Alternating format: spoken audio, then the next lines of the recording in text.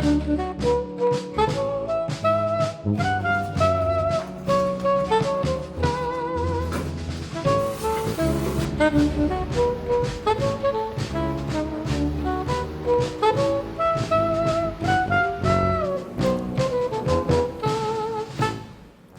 there, Ian here. Today we're going to an event and it's called the Annual Family Day of Tahilan. If you don't have any idea what Tahilan is, well, Tahilan is a girls' dormitory. For Family Day, we got invited by my good friend, Nathalie. Please signature your signature. Oh, before I forget,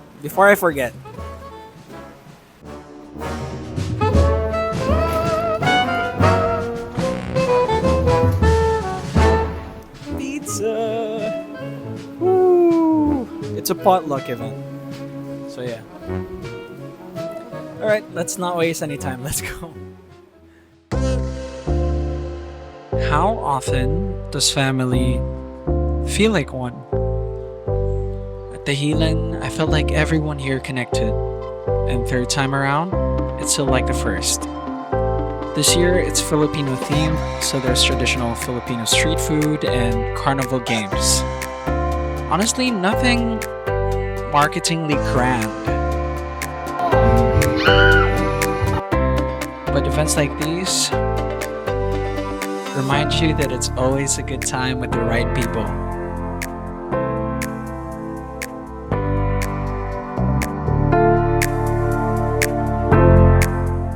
Welcome to Tahilan Family Day 2025.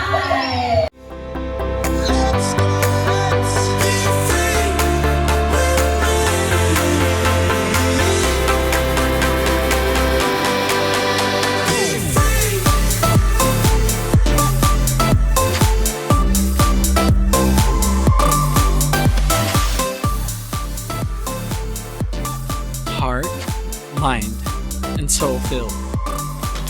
In a way, I needed this.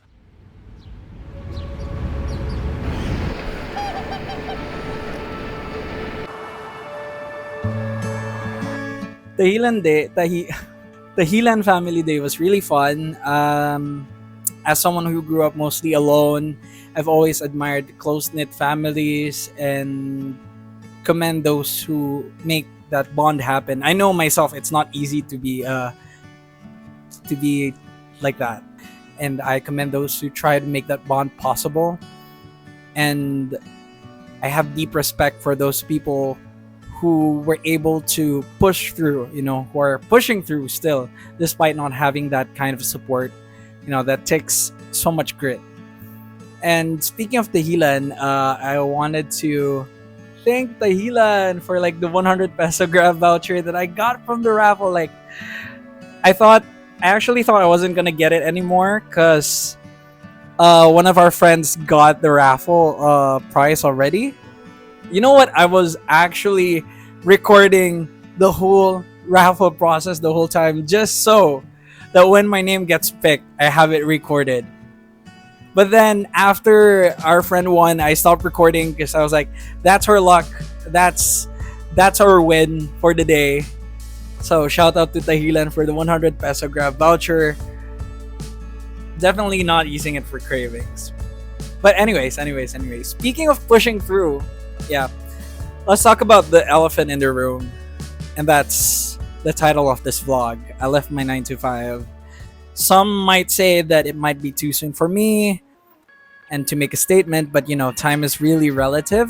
And I feel like deep down, I know that it was time to finally do what I've wanted to for years. Disclaimer that whatever I might be experiencing or I might be telling right now might not be applicable, might or might not be applicable to you. But don't take whatever I say as an absolute advice. Take it with a grain of salt. If it does apply to you and makes you shine through. Before coming to this decision, I feel like I have had a lot of consultations with the stories in YouTube. I've seen a lot of people like jumping into content creation because they love content creation, and they've loved YouTube for the longest time. And for me, that story is a little bit different. Or if not, it's very different. The more that I watch, the more that it feels like this decision has been right for me. If that makes sense. You deserve the story before the sun sets as to why I decided to push through content creation. And the major factor of that is that I've had so many side projects. Alam to lahat ng mga friends ko, like, ang daming great ideas that would come into play, but I've never had the space and time to pursue them, if that makes sense. I don't know. Like, I always tell them that, oh, I want to do this. Like, there's a project I'm thinking of that I feel like will resonate with a lot of people. But those ideas never got the time that they deserve. A big part of the why also comes from, like, why now? I would say that a big part of it was also family expectations. My family wanted me to finish college, and I don't regret that. Like, I am really down and all for it. Somewhere along the way, I wanted to go back to what I love doing, but I ended up following the trail. And here I am, back on track. Or at least that's how it feels like. So if you feel like you resonate, I think that life's too short to compromise. Anything is possible. It just depends on the timeline of how you're going to do it. And I had a discussion yesterday, and I was told that for them, life was sad. And this person really viewed it that way, like that was the reality. And while I know that perspectives on life can be really vastly different, and for some, it really does feel sad, and I don't want to dismiss that, I personally really do my best to try focusing on finding a sense of shelter amidst of all the chaos. And for me, this step is one of them. I know, I know that this is gonna get mixed reactions, but yes, I discussed this decision with my parents beforehand, and they were supportive. They told me that I had lost my spark and that I wasn't the person that they knew anymore. And honestly, they were right. I have no doubts that, this was the right move after a few days of like leaving. I have the drive, the passion, and the skills to make this work one way or another. So I feel like if you approach content creation strategically, it can be sustainable. And you know what? I'm really excited to grow in this space, to see myself grow in this space. And if you know any brands that share the same vision, I am open to potential collaborations. All right, I adjusted this a little bit, and it might be weird because the sun is setting and I will not have any natural lighting anymore. Anyway, where was I? Okay. So I'm on most platforms. I'm Mr. Ian Lau on YouTube, TikTok, and Instagram. As for my niche, I actually don't know, because I've been like trying to find or like establish a niche for a week now. And I feel like the same way as a personality is, the more videos that I'll make, the more that my niche will be clearer. As for frequency, I do know that one video per week is a stretch, as I've heard from other content creators as well, especially if I'm gonna be aiming for good quality content.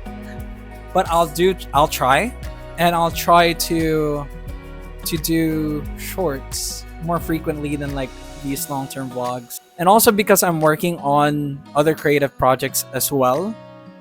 But the plan for content creation is to integrate art and content into my life. I think the biggest challenge for me is vlogging in itself, because I might seem outgoing in work or at school, but when it comes to my personal space, it's really different. I'm actually much more reserved in my personal life.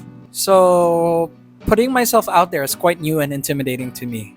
I swear there's so much self-doubt when I'm filming. I don't know, like even here as I'm talking to you through the camera, especially when you're talking about financially and socially. Since I'm going full-time here, and we all know that the world right now doesn't really see content creation as something that's a job. And it might sound biased as it's coming from me who's starting content creation, but content creation might seem as simple as setting up a camera and talking, but it's a lot more to that. There's the filming, the editing, and the storytelling. If you're asking me whether or not I would recommend, quitting the 9 to 5 and going to content creation, my answer would be an outright no. As ideal as it might sound to be a content creator or like pursuing content creation isn't a high return job. You have, when you step into that, you know that you're not in it for that. Probably the process, yes, because getting to this decision, it took a lot of mental check-ins, a lot of kamusta ka na, and a lot of looking at the short-term and long-term aspects of the realities of your choices. Something to take into consideration is you have to be forgiving. You have to be most forgiving to yourself and to others out there. It's a big world out there, and just like any product, there's a market for you and the things that you like to do. I have a lot in store for content, so like, subscribe. If you are on Instagram or TikTok, drop a follow. And yeah, probably share us as well, like what's the biggest risk you've taken so far in life, because that would be reassuring to people who come across this post and me as well. So until next video, bye bye.